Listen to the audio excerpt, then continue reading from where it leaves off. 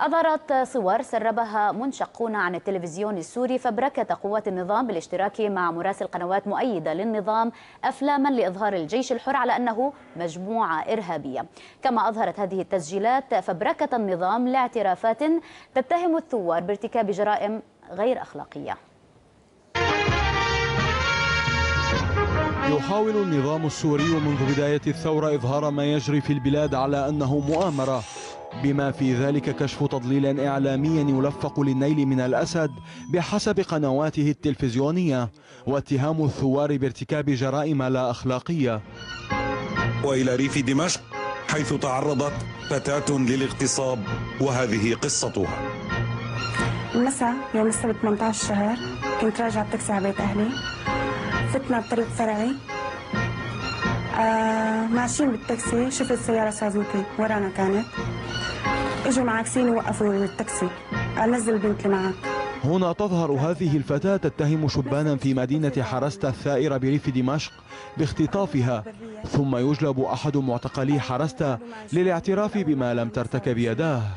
وقفت السيارة محل ما بدها تنزل البنت، نزلنا نحن من السيارة، نزلنا البنت بالقوة. لكن ما ظهر من تسريبات من منشقين عن سلك الدراما الإعلامية كما يسميها السوريون توضح أن الفتاة لم تخطف وما الشاب إلا ضحية. كنت راجعة على بيت أهلي، طلعت بتاكسي ولما وصلنا على حرستها دخل السائق من طريق ضرعي. هو كاتب ضرعي، طيب مو كاتب فرعي. بس هددوا وقالوا قلعوا. يوم السبت 18 شهر كنت راجعة على بيت أهلي، طلبت تاكسي ورحت طلعت فيها، نسيت. يحدث أن تنسى هذه الفتاة ما لقنت، لكن السؤال يبقى عن مصير المتهم، خاصة وأن منظمات دولية عديدة حذرت من استغلال النظام السوري للمعتقلين عبر إرغامهم على الاعتراف تحت التهديد.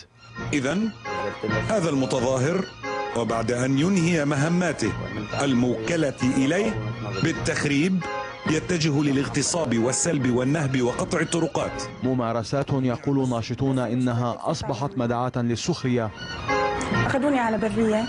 وهنا أيضا يعد مراسل القناة السورية تقريرا عن الجيش الحر مستعينا بقوات من جيش النظام تطلق النار على حاجز مزعوم وهو بطبيعة الحال فارغ.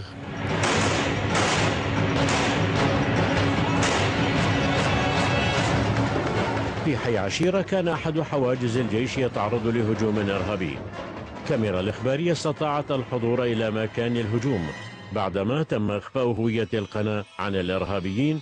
كما بث التلفزيون السوري سابقا كشفه لخلية إرهابية تدمر منازل سكنية في حمص، ليتضح لاحقا أن مراسل القناة الرسمية برفقة جيش النظام أعدوا مكان التصوير بعناية واختاروا المشاهد واحدا تلو الآخر.